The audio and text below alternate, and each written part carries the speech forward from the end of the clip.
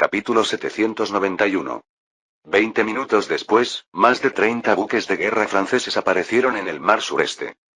Cuando los marineros británicos a bordo del Theseus vieron esos pequeños barcos franceses arrojando humo negro, no pudieron evitar sonreír con desprecio. Los barcos más grandes eran de quinta categoría y no estaban calificados ni siquiera para entrar en la línea de batalla de su lado. Solo estaban relegados a tareas de patrullaje periférico. Mientras tanto, la formación de la flota francesa era dispersa y desorganizada. No era una formación de ataque diagonal estándar, ni mucho menos una línea de batalla propiamente dicha. Parecía más bien una flota de barcos turísticos de recreo. Además, el viento en el mar era en ese momento del suroeste, pero los franceses navegaban desde el este, casi contra el viento. Algunos marineros británicos habían comenzado a especular que los franceses tal vez ni siquiera estuvieran allí para luchar, ya que parecían haber cometido casi todos los errores posibles en una batalla naval. Sin embargo, el mayor general Osem y otros oficiales británicos mantuvieron la debida cautela hacia la flota que arrojaba humo negro en la distancia. Habían observado que, incluso en un estado de navegación semi-contra el viento, esos barcos mantenían velocidades de navegación notablemente altas. El capitán del Theseus se volvió hacia Osem y sugirió: «General, el viento nos favorece enormemente. Si avanzamos en línea recta contra el viento, deberíamos poder aplastar esas pequeñas embarcaciones al instante». En esta era de la guerra naval, quien tomara la posición de Barlovento podía usar la energía eólica para ajustar rápidamente las formaciones y elegir ángulos de ataque óptimos durante el combate, asegurando efectivamente la mitad de la victoria. Más aún cuando se trata de intimidar a un grupo de buques de guerra ligeros. Osem dudó y negó con la cabeza. «No, primero observa. Los franceses no son tontos. Si se atreven a acercarse así, seguro que tienen algo en qué confiar». Miró al oficial de órdenes a su lado. «Que el carruaje de 4 ruedas guíe algunos barcos de remos y vela para interrumpir su rumbo». «Sí, general». Poco después, el crucero de quinta clase Fourouelet Carriage, en el lado izquierdo de la línea de batalla británica, lideró a otros 2 cruceros y 8 barcos de escolta, avanzando rápidamente desde el lado delantero derecho de la flota francesa. Este fue un claro acto de intimidación contra los barcos franceses más pequeños, ya que incluso los buques de guerra auxiliares de la flota británica eran suficientes para amenazarlos. Si los buques de guerra franceses decidieran girar a la izquierda y utilizar sus cañones laterales para enfrentarse al carruaje de 4 ruedas y otros barcos, estos últimos se retirarían inmediatamente de la batalla y los buques de guerra franceses perderían el ángulo de entrada óptimo debido al giro prematuro. Por lo general, los buques de guerra que cargan esperan hasta estar a entre 800 y 1000 yardas de la línea de batalla enemiga antes de girar para participar en intercambios de andanadas. Girar demasiado pronto simplemente los obligaría a dar un rodeo en el mar para encontrar otro ángulo de entrada. Pero con las fuerzas principales de la flota británica posicionadas a Barlovento, vigilando con ojo de tigre, no habría posibilidad de un segundo intento. Cualquier giro invitaría a una carga directa, y la flota británica utilizaría su precisa formación para aplastarlos por completo. El capitán del carruaje de 4 ruedas, Ed Bourne, observó intensamente cómo su barco alcanzaba las 800 yardas de los buques franceses, inmediatamente hizo banderas de señales y ordenó girar a la izquierda para pasar el lado trasero izquierdo de la flota francesa. Por supuesto, si los franceses insistían en mantener su rumbo, se verían arrastrados al combate. Aunque sufrirían pérdidas, los buques de guerra franceses involucrados quedarían inmovilizados, lo que haría posible que el Theseus, posicionado al oeste, cargara en 15 minutos y terminara la pelea. Sin embargo, la flota francesa respondió de una manera que tomó completamente por sorpresa a todos los marineros británicos. Giraron a la izquierda. La superficie del mar trazó instantáneamente docenas de surcos blancos mientras la flota francesa ejecutaba un asombroso giro de 90 grados, casi perpendicular, colocándose repentinamente en diagonal frente al carro de 4 ruedas y apuntando sus oscuros y abiertos cañones a la proa de los buques de guerra británicos. Las tripulaciones del carruaje de 4 ruedas y sus barcos acompañantes quedaron instantáneamente horrorizados. Esto era completamente contra toda lógica. Los franceses lograron un giro tan brusco contra el viento. No. Con viento favorable, habrían necesitado al menos el doble del radio de giro para lograr semejante maniobra y posicionarse justo delante. Los buques de guerra franceses parecían impulsados por una fuerza invisible procedente de debajo del mar, que los empujaba hacia los lados para apuntar sus proas hacia el noreste. En otras palabras, la flota francesa acababa de completar una maniobra táctica típica de un libro de texto. Bourne ordenó apresuradamente que se izaran banderas de señales, indicando a los barcos detrás de él que siguieran su ejemplo y giraran a la derecha, con la esperanza de utilizar la energía del viento para navegar rápidamente hacia el sur y minimizar el contacto con los barcos enemigos. Había oído historias antes sobre que los buques de guerra a vapor franceses tenían una eficiencia de giro increíblemente alta, pero nunca había imaginado que pudiera ser tan extrema. Debido a la confianza de larga data, algunos podrían decir arrogancia, cultivada por la Armada Británica, muchos informes de barcos que escaparon por poco de los cañones de los buques de guerra de vapor franceses siempre fueron descartados como exagerados. Después de todo, en el caos de un ataque, nadie podía medir con precisión las velocidades de giro, solo informar vagamente que los barcos franceses giran extraordinariamente rápido. El Departamento de la Marina Británica, después de analizar estos informes, concluyó que mientras las condiciones del viento fueran ventajosas, las habilidades de navegación de los marineros británicos no deberían dejarlos en demasiada desventaja en las maniobras de giro. Fue solo ahora cuando Bourne y los demás se dieron cuenta de lo mal que los había engañado el Departamento de Marina. Los marineros a bordo del carruaje de 4 ruedas y sus compañeros ajustaron desesperadamente sus velas, los timoneles giraron sus ruedas al máximo, pero habiéndose preparado inicialmente para un giro a la izquierda, su movimiento ahora invertido ya era demasiado tarde. La docena de barcos apenas lograron girar su proa 20 grados antes de entrar en el alcance de los cañones de los buques de guerra franceses. El cañón de 32 libras situado a babor del crucero de vapor francés Tunis fue el primero en rugir, seguido de cerca por las descargas de los cruceros y barcos de escolta que venían detrás. La superficie del mar pronto quedó cubierta por una espesa niebla blanca, como si descendiera un reino celestial. El carruaje de 4 ruedas, con su proa todavía apuntando a los barcos enemigos, fue completamente incapaz de tomar represalias y solo pudo soportar el ataque. Bourne escuchó el silbido estridente de las balas de cañón que pasaban volando, con el corazón encogido, mientras la enorme densidad del fuego parecía casi abrumadora. Parecía como si estuvieran frente a acorazados de tercera categoría. Poco después, se oyó un fuerte crack debajo del flanco izquierdo. Una bala de cañón había atravesado el casco. Luego se oyeron sonidos similares desde la cubierta de cañones del lado de babor, seguidos por los gritos angustiosos de los marineros heridos y los gritos frenéticos del contramaestre ordenando ajustes de las velas. A bordo del distante Theseus, Osen sostenía su telescopio con expresión sombría. Era la primera vez que presenciaba un barco de vapor francés en acción, y la asombrosa velocidad y eficiencia de giro lo dejaron con una sensación de inmensa presión. Además, la formación de ataque de los buques de guerra franceses era inusualmente peculiar. En lugar de la línea de batalla estándar, formaron una disposición en forma de arco, creando un semicerco del carro de 4 ruedas y sus barcos acompañantes. Esta formación les permitió desatar su potencia de fuego a un nivel 2 o 3 veces mayor que el de una línea de batalla tradicional. Capítulo 792. En realidad, los acorazados propulsados por viento ocasionalmente utilizan esta formación en forma de arco para sus ataques. Sin embargo, debido al lento ajuste de los ángulos en los barcos de vela, una vez establecida una formación de arco, la transición a una formación de línea tomaría un tiempo significativo para reorganizarse. Por lo tanto, a menos que su bando tenga una ventaja absoluta, los acorazados propulsados por viento generalmente participan en la batalla utilizando formaciones en línea. Los barcos de vapor, con su agilidad, están libres de tales preocupaciones. Los marineros expertos pueden completar las transiciones de formación en cuestión de minutos, lo que les permite utilizar el método de ataque óptimo con facilidad. Esta fue precisamente la razón por la que Bourne consideró que la potencia de fuego de los buques de guerra franceses era excesivamente feroz.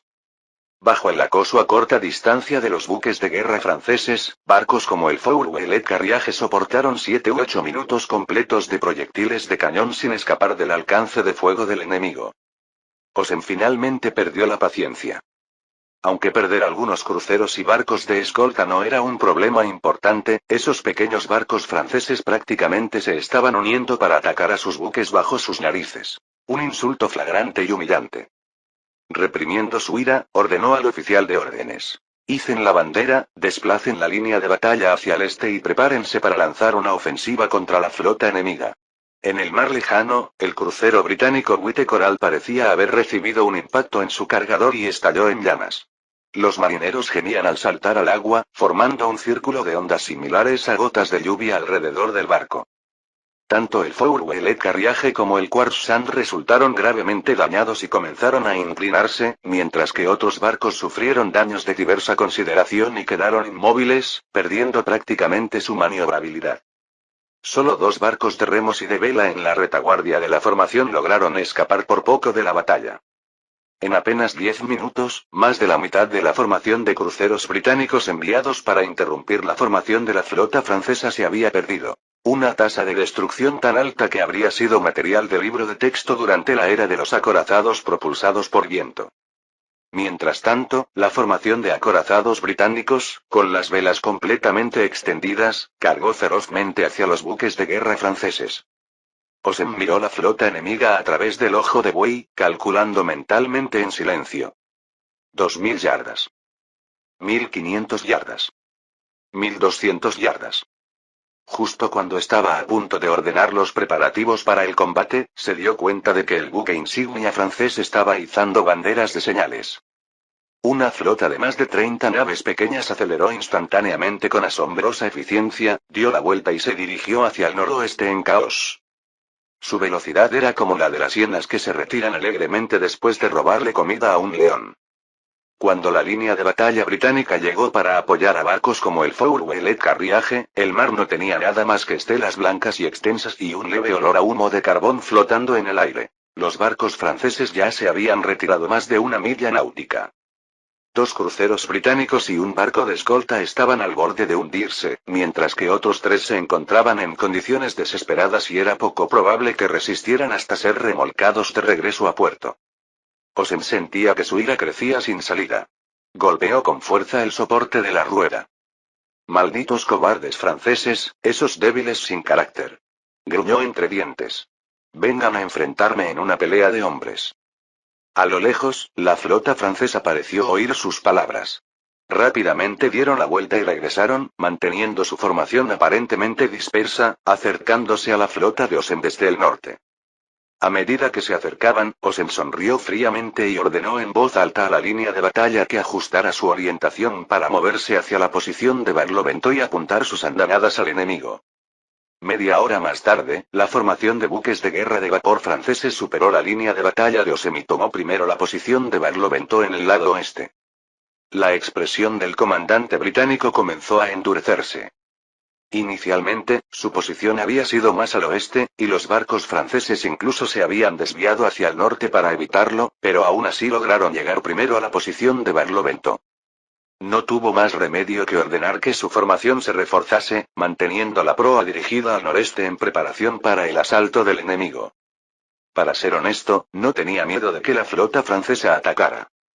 Con los robustos cascos de los buques de tercera clase y sus 74 cañones pesados, incluso con vientos desfavorables, podían destruir rápidamente esos pequeños barcos franceses. Luego, los buques de guerra franceses hicieron su movimiento. Con el viento a sus espaldas, su velocidad aumentó a más de 12 nudos y, en un abrir y cerrar de ojos, estaban a 800 yardas de la línea de batalla británica. De repente, giraron a la derecha y, para sorpresa de Osem, se dirigieron hacia el final de la línea de batalla británica a un ritmo increíble. Claramente no tenían intención de realizar ataques línea por línea. Osem quedó desconcertado por un momento, pero pronto comprendió que era improbable que los pequeños buques franceses lanzaran andanadas. Rápidamente ordenó a la formación que ajustara la dirección para dirigir las andanadas hacia el enemigo. Sin embargo, la velocidad de los barcos de vapor Barlovento era mucho mayor que la que los toscos acorazados de tercera y cuarta clase podían alcanzar. Los barcos de vapor operaron a plena potencia, ajustando constantemente sus ángulos, y luego pasaron descaradamente por el extremo sur de la línea de batalla británica de una manera que desafiaba las tácticas de combate lógicas. El acorazado de cuarto nivel Coarse Finshark en el extremo sur intentó desesperadamente girar, pero cuando los buques de guerra franceses pasaron a 400 yardas de él, todavía tenía su popa orientada hacia el enemigo. Los cruceros franceses lanzaron una andanada de proyectiles en una forma parecida a una cabeza en T invertida, o quizás mejor llamada una formación cola en T, sobre el coarse Finshark. Aunque cada barco solo tenía una oportunidad de disparar una andanada, con 7 u 8 barcos atacando consecutivamente, la popa del coarse Finshark se convirtió en un naufragio destrozado, con incluso su mástil de popa severamente dañado. La flota francesa no mostró ningún deseo de un combate prolongado. Cuando el buque de cuarto nivel finalmente dio la vuelta con dificultad, los vapores restantes se desviaron rápidamente sin unirse al ataque. Osem observó cómo esas naves, que escupían humo de carbón, se retiraban en la distancia. Realmente quería ordenar una persecución, pero la razón le decía que la velocidad de su formación era imposible de alcanzarlos. Su personal reportó los daños causados al tiburón de aleta gruesa. Afortunadamente, el daño no fue demasiado grave y aún pudo luchar. Sin embargo, con su mástil de popa arruinado, su velocidad podría verse ligeramente afectada. Osem ordenó a otro barco tomar la posición de cola en la formación mientras colocaba al tiburón de aleta gruesa en el medio para protección. Después, vio los buques de guerra franceses arrojando humo negro mientras cargaban ferozmente desde más de una milla náutica de distancia. En ese instante, recordó las hienas que vio años atrás durante un viaje de caza en África.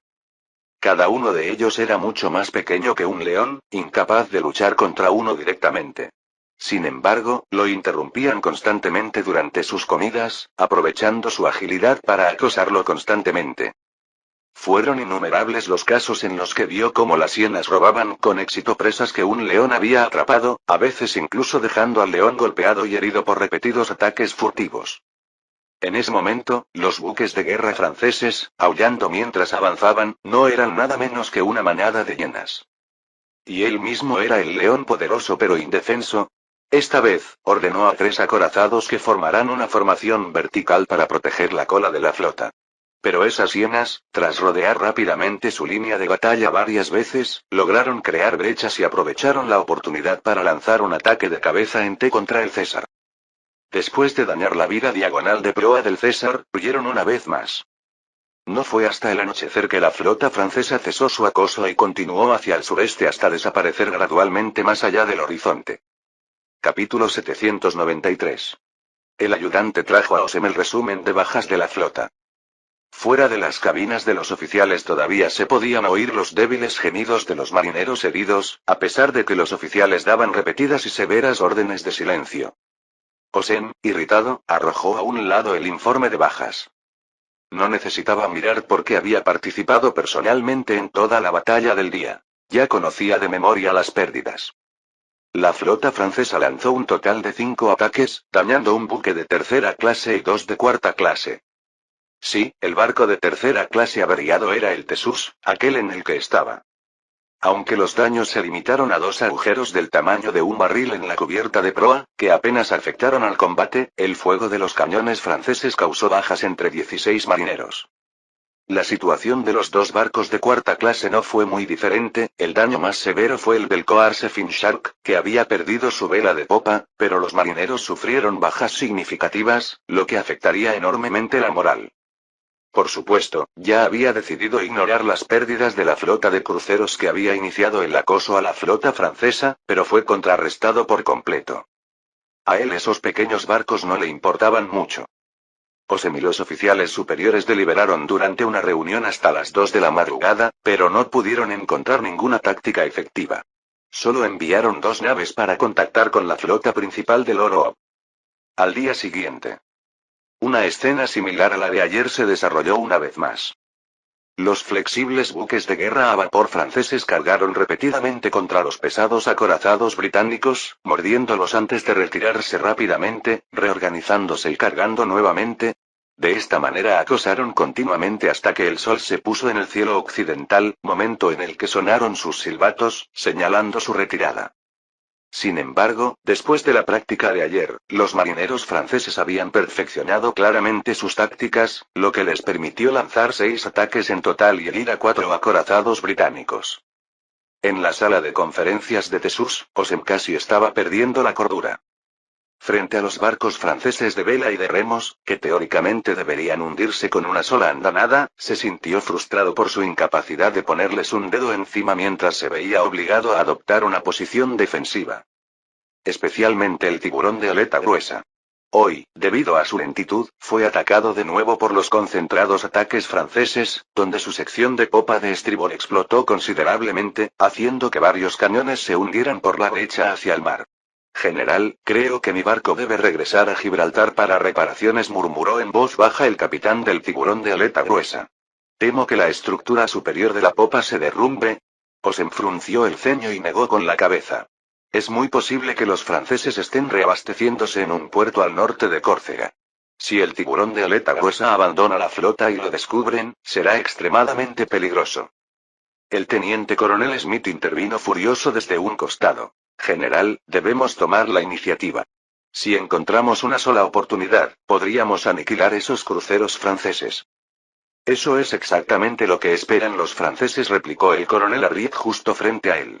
Si perseguimos esos barcos que escupen humo, la flota de transporte francesa partirá inmediatamente del puerto de Marsella para entregar suministros a Génova. Alguien murmuró en voz baja. ¿Y de todas formas no podríamos alcanzarlos? El teniente coronel Smith alzó la voz. No podemos quedarnos aquí. Los cruceros franceses volverán mañana. Los demás asintieron reflexivamente. Sí, no podemos permanecer pasivos y dejar que nos golpeen por más tiempo. Tenemos que pensar en algo. ¿Flota de transporte? Osem repitió las palabras, luego levantó bruscamente una mano para silenciar a los presentes, diciendo: Nos vamos de aquí mañana al amanecer. General, ¿pero el puerto de Génova? Osem sonrió levemente. Zarparemos hacia Marsella. Así podremos interceptar los barcos de transporte franceses en ruta. Después, maniobraremos en las aguas entre Marsella y Génova para evadir la interferencia de los cruceros franceses. En una época sin aviones ni radar, encontrar una flota que maniobraba de manera impredecible en mar abierto era una tarea enormemente desafiante. Los franceses necesitarían dispersar un número significativo de buques de guerra si esperaban localizar la flota británica asignada a Génova. Y para cuando consolidaron sus barcos y organizaron un ataque después de avistar la posición de la flota británica, ya habrían pasado varios días. Osem sabía bien que el tiempo estaba de su lado. Incluso si Lord Howe no trajera de regreso la flota principal, el conflicto en el puerto de Génova concluiría en un máximo de 10 días. Todo lo que Osem necesitaba hacer era encontrar una forma de ganar tiempo durante esos 10 días. Sin embargo, lo que no notó fue cómo, sin saberlo, sus pensamientos habían pasado de cómo derrotar a la flota francesa a cómo simplemente retrasarlos. Y, aún así, comandaba 9 acorazados, mucho más poderosos que la combinación de cruceros y fragatas del enemigo. Temprano a la mañana siguiente, cuando la escuadra de buques de guerra de vapor franceses llegó al sur del puerto de Génova, descubrieron que la flota británica había desaparecido. El cuasi-general Dichailla envió inmediatamente barcos de escolta para buscar dentro de un radio de 20 millas náuticas, confirmando que los británicos efectivamente se habían ido. De pie en la cubierta de proa del Tunis, exhaló profundamente. Parece que los británicos son aún menos pacientes de lo que esperaba. Hizo un gesto al ayudante que estaba a su lado. Contacte con Marsella inmediatamente e infórmeles que el bloqueo de Génova se ha levantado. Entendido, general. La fragata de vapor Cape Parrot funcionó a toda potencia y entregó la buena noticia a Marsella en un día. El primer grupo de 5 barcos de transporte, que había sido preparado de antemano, salió rápidamente del puerto y zarpó hacia Génova. Sin embargo, cuando los barcos de transporte entraron en las aguas de la Costa Azul al día siguiente, se encontraron con barcos de remos y de vela británicos. Poco después, la flota genovesa de Osem apareció en la ruta marítima oriental. Presas del pánico, los barcos de transporte dieron media vuelta para huir, pero, a pesar de su carga, su velocidad era extremadamente lenta. Al final, solo 2 barcos lograron regresar a Marsella, mientras que los otros 3 fueron capturados por la flota británica. A bordo del Tunis, la expresión del cuasi-general Dichailla se volvió sombría. No había previsto que, aunque los británicos hubieran abandonado el puerto de Génova, estaban patrullando las aguas de la Costa Azul. Con la velocidad de los barcos de transporte, las posibilidades de colarse eran escasas. Cerca de allí, el capitán del Cape Parrot sugirió: General, ¿deberíamos escoltar nosotros mismos el siguiente grupo de barcos desde Marsella? Antes de que Dichailla pudiera responder, se dio cuenta de la inutilidad de la propuesta. Sus buques de guerra a vapor sobresalían en tácticas de acoso, pero eran totalmente inadecuados para tareas de escolta. Los acorazados británicos podían resistir fácilmente los ataques de los pequeños buques de guerra franceses y hundir los barcos de transporte. Unas cuantas descargas de un buque de tercera clase serían suficientes para aniquilarlos. Dichailla se aferró con fuerza a la barandilla de la cubierta. En poco más de 10 días, las provisiones del general de Movin se agotarían. Aunque había repelido a la flota británica, no había previsto que los británicos recurrirían a tácticas dilatorias tan descaradas. En ese momento, una voz tímida se escuchó detrás de él. General, ¿puede que tenga una solución para entregar suministros a Génova? Al girarse, Dichailla vio a un soldado que no tendría más de 20 años. Intentó recordar el nombre del joven. Henry Denville. Eres un marinero de alto nivel, responsable de la vela mayor, ¿verdad? Ese soy yo. Denville hizo una reverencia nerviosa. Es un honor que recuerdes mi nombre. Capítulo 794. Dichailla no tenía muchas esperanzas, pero aún así preguntó. ¿Tiene alguna forma de eludir a la flota británica? No, no necesitamos evitarlos. Denville agachó la cabeza y dijo. ¿Sabes? Yo hacía negocios en Inglaterra. Más tarde, cuando el estrecho se volvió demasiado vigilado, nuestro capitán pensó en probar suerte en el Imperio Otomano. Vaya al grano. Ah, sí, general, dijo Denville y apresuró el paso. Usamos el puerto del Pireo como punto de tránsito. Allí hay muy abundantes suministros. Dichailla frunció el ceño. Pero está demasiado lejos. No llegaremos a tiempo. El puerto del Pireo se encuentra en la región de Moria, en Grecia, a más de 700 millas náuticas de Génova. No, podemos lograrlo, general. He oído que el Pireo lleva medio año comerciando con barcos de vapor, dijo Denville. Muchos comerciantes franceses hacen negocios allí. Respiró profundamente. Lo más importante es que los británicos no esperarían en absoluto que los suministros llegaran del este. Dichailla intercambió una mirada con su oficial de Estado Mayor. Ese momento, habían creído instintivamente que los barcos de transporte eran lentos, olvidando que el comercio franco-otomano ya había adoptado los barcos de vapor con ruedas. Estos barcos podrían viajar desde el puerto de El Pireo a Génova en menos de una semana. El oficial de Estado Mayor asintió y luego volvió a negar con la cabeza. Pero la capacidad de carga de los barcos de vapor es relativamente pequeña y no se han preparado suministros con antelación. Esto, murmuró Denville, nervioso, retrocedió 2 pasos. No lo había pensado. Le pido disculpas de verdad. Por favor, considere mis palabras como si fueran tonterías. Espere, dijo Dichailla levantando la mano para indicarle al oficial de Estado Mayor. Ahora mismo, no hay otra opción. Envíen a alguien al Pireo. Recuerdo que el barón Meymar dirige una empresa comercial allí. Pídanle que busque una solución. El puerto de Marsella no podía transportar mercancías, Córcega no lograba reunir suficientes suministros a corto plazo, y cerca del puerto de Bicerta, en Túnez, estaba estacionada la flota principal de la flota británica del Mediterráneo. Por lo tanto, Grecia era la única esperanza. Unos días más tarde, el Cape Parrot apareció frente al puerto de El Pireo. Esa tarde, en una sala del segundo piso del edificio del Comité Administrativo del Puerto, Stiller, el director general de la Compañía Comercial Franco-Mediterráneo Oriental, ahora recién nombrado barón Meymar, miró a los armadores en la sala con una expresión solemne. La situación es básicamente así. Las tropas en Génova necesitan un total de 4 millones de libras de harina, 35.000 barriles de vino, 50.000 libras de pólvora y grandes cantidades de balas de cañón, medicinas y otros suministros. Espero que todos puedan encargarse del transporte. En cuanto a la remuneración, les aseguro que será satisfactoria para todos.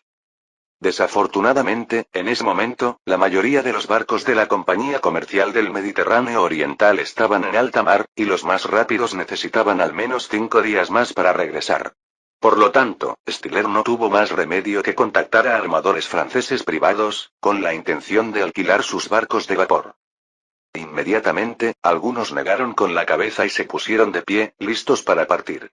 Barón Meymar, como todos saben, la flota británica está patrullando cerca de Génova. Esto es demasiado peligroso. Exactamente. Si no hubiera riesgos, ¿por qué no enviar los suministros desde Marsella? Además, nos pide que adelantemos parte del costo del flete. Este acuerdo no es para nada rentable. Los fondos de la Compañía Comercial del Mediterráneo Oriental estaban principalmente inmovilizados en lugares como Siria y Egipto, ya que eran sus principales destinos de abastecimiento.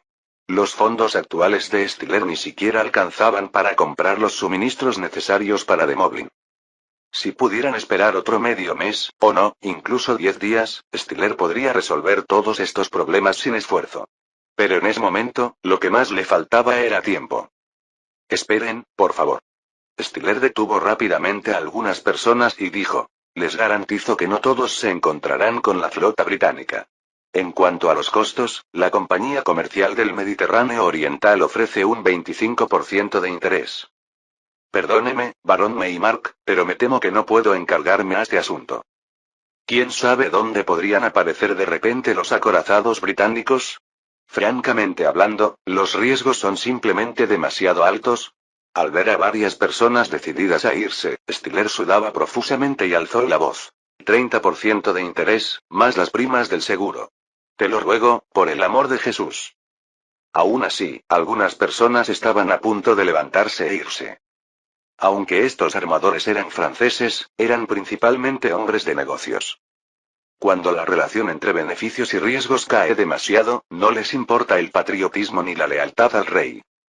En el momento en que se abría la puerta y los dueños del barco salían, un hombre sentado en la esquina, de unos 30 años, de piel áspera y con una chaqueta de tela gruesa negra, se levantó de repente y gritó: barón Maymark, estoy dispuesto a prestarle mi barco y adelantarle los fondos para llenarlo de harina. Al instante, un armador que lo conocía bien le tiró del brazo y le susurró: ¿estás loco, León? Si te encuentras con los acorazados británicos, lo perderás todo. Gracias, Ferry. Pero ya me he decidido. Entonces León Troc se volvió hacia los que habían llegado a la puerta y dijo: quizás sepan que desde la generación de mi bisabuelo en adelante, mi familia se ha dedicado al comercio marítimo entre Francia y el lejano Oriente. Durante los años dorados de mi abuelo, tuvimos 4 veleros, incluido el Ocean Current, un barco de 3 mástiles que medía 43 yardas de largo. Ferry asintió en silencio a su lado, verificando su afirmación. Los armadores se detuvieron en seco y se volvieron hacia Troc. Un comerciante marítimo con 4 barcos, sin duda, figuraba entre la élite. Troc suspiró antes de continuar. Más tarde, Francia perdió ante los británicos en la Guerra de los 7 Años y, como todos saben, perdimos todo nuestro comercio con el lejano Oriente. El Ocean Current fue capturado por los británicos en el Cabo de Buena Esperanza y 2 años más tarde, el negocio de mi familia quebró. Después, mi padre se fue a Nápoles a dibujar mapas para que otros pudieran llegar a fin de mes antes de morir rápidamente de enfermedad. Mi madre nos llevó a mi hermano y a mí a Marsella, donde trabajaba reparando redes de pesca. A los 30 años, todos sus dedos se habían podrido. Mi hermano y yo contrajimos malaria, y sin dinero para medicinas, apenas sobrevivimos. Por suerte, tuve algo de fortuna cuando un amigo de mi padre me ayudó a reiniciar un negocio naviero y, finalmente, logré comprar un barco. Una voz impaciente lo interrumpió. Disculpe, ¿pero qué está tratando de decir exactamente? Trog levantó la mano para señalar. La mayoría de los caballeros aquí dependen del comercio mediterráneo para su sustento. ¿Alguna vez has pensado en qué pasaría si nuestras tropas en Génova fueran derrotadas por los austríacos? Los dueños de los barcos intercambiaron miradas inquietos. Trog continuó con gravedad. Lo que sufrió mi padre nos volverá a pasar a mí y a todos ustedes. Y nuestros hijos podrían morir de enfermedades porque no podemos pagar las medicinas. ¿Es realmente tan grave como dices? No, no exagero en lo más mínimo, dijo Troc. Si las tropas en Génova son aniquiladas, el sur de Francia perderá toda capacidad defensiva. Para entonces, el ejército austríaco ocupará el puerto de Marsella, cortando así el acceso de Francia al Mediterráneo. El norte de África perderá contacto con su territorio y se rendirá rápidamente ante Gran Bretaña. Sus ojos ardían al mirar al grupo de armadores. En ese momento, todo el comercio del Mediterráneo quedará monopolizado por los buques mercantes británicos. Tú, yo y todos aquí estaremos arruinados. Esta es nuestra única oportunidad. Créeme, debemos defender Génova. No por el rey, ni por el barón Maymark, sino por nosotros mismos, para dejar de ser humillados por esos bastardos británicos.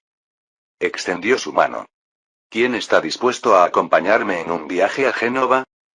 Para entregar suministros a los soldados franceses de allí y darles una dura lección a esa escoria austríaca. Capítulo 795. En realidad, el señor Trott exageró demasiado la situación. Después de todo, Napoleón ya había ocupado Milán y estaba estableciendo defensas a lo largo del río Po para cortar el vínculo entre Melas y Austria. En la estrategia general, Francia todavía tenía la iniciativa. Pero estas eran cosas que los armadores, en la lejana Grecia, no podían saber. Para ellos, el ejército del frente franco-italiano parecía estar al borde del colapso. La sala quedó en silencio por unos segundos, luego un hombre de mediana edad con barba espesa sentado junto a la ventana se levantó, se ajustó el abrigo y dijo: El señor Trott tiene razón. Todavía necesito hacer negocios en el Mediterráneo, así que debo hacer algo. Miró a Stiller. Barón Maymark, si está dispuesto a pagar un interés del 40%, no me importa enviar mis barcos a Génova. Stiller pareció dudar un momento antes de asentir. Muy bien, señor Borri, 40%. Gracias por su ayuda. Utilizó un poco de delicadeza comercial para hacer parecer que el interés era tan alto que le dolía. En realidad, ya había decidido con anterioridad utilizar como palanca las acciones de la Eastern Mediterranean Trading Company para canjearlas por los barcos de estos armadores. Creía que el príncipe heredero seguramente le permitiría hacerlo. Porque, comparado con el resultado de la guerra, el dinero siempre fue secundario. Ya fuera gastado en logística o armas, era mucho mejor que usarlo para pagar reparaciones de guerra.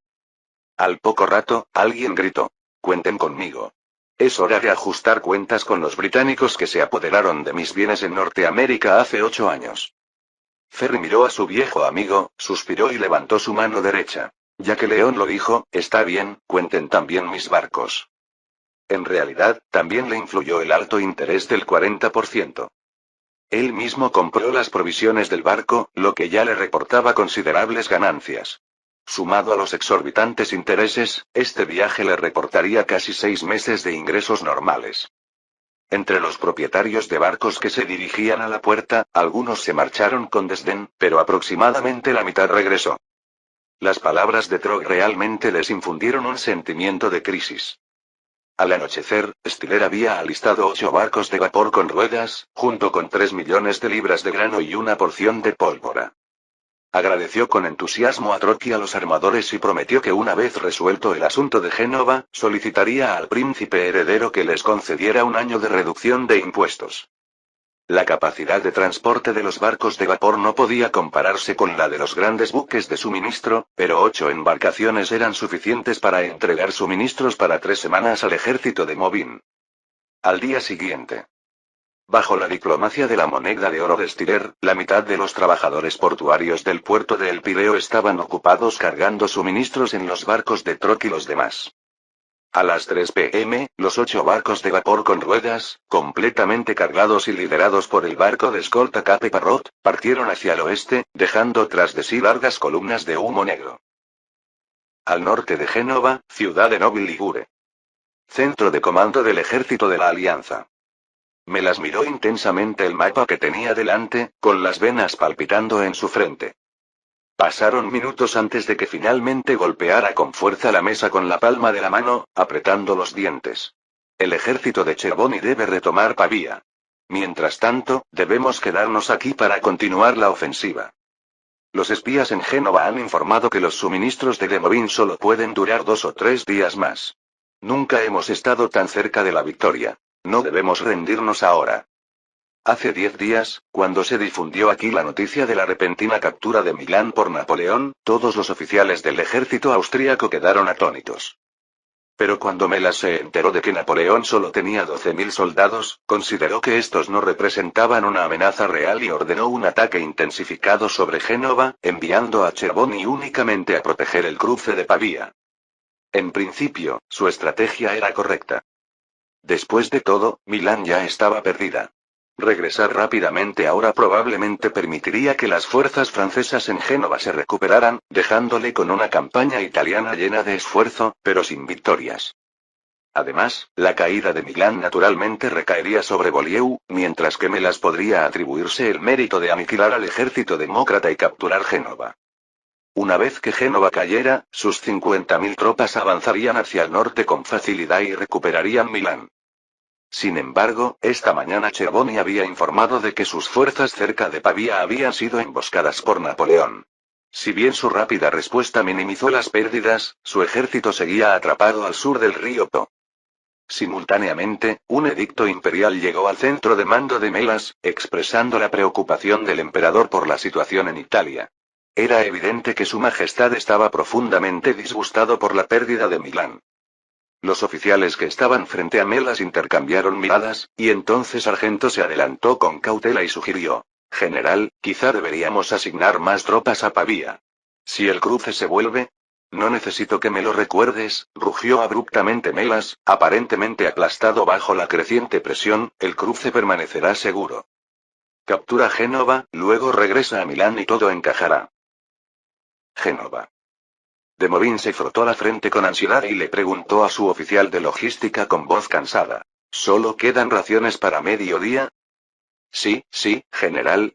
A su lado, Ojero exclamó: General, si concentramos nuestras fuerzas, todavía hay una gran posibilidad de que podamos abrirnos paso hacia La Spezia.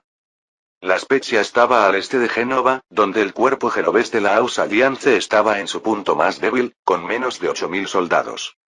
Génova todavía tenía 25.000 tropas francesas. Existía la posibilidad de derrotarlos. Pero de Movin hizo un gesto sombrío con la mano. Eso solo nos alejaría aún más de Francia. Los austríacos nos seguirían de cerca, y ni siquiera podemos confirmar cuánto grano tiene La Spezia. Juno argumentó ansiosamente. Pero a este ritmo, ni siquiera llegaremos a mañana. De Movin suspiró profundamente, mirando hacia el frente devastado por la batalla. Hemos hecho todo lo posible. Si nos vemos obligados a rendirnos, Su Majestad y Jesús nos perdonarán. Todos los oficiales en el centro de comando bajaron la cabeza. En ese momento, los gritos frenéticos de Saint-Lulier, desde afuera, atravesaron incluso el rugiente fuego de los cañones. ¡Barcos! ¡Barcos aquí! Son nuestros barcos. De Movin se levantó de un salto, moviéndose con una agilidad inusual mientras salía corriendo de la oficina y le gritó a Saint-Lulier: ¿Qué barcos? ¿Los viste con claridad? ¿Cuántos hay?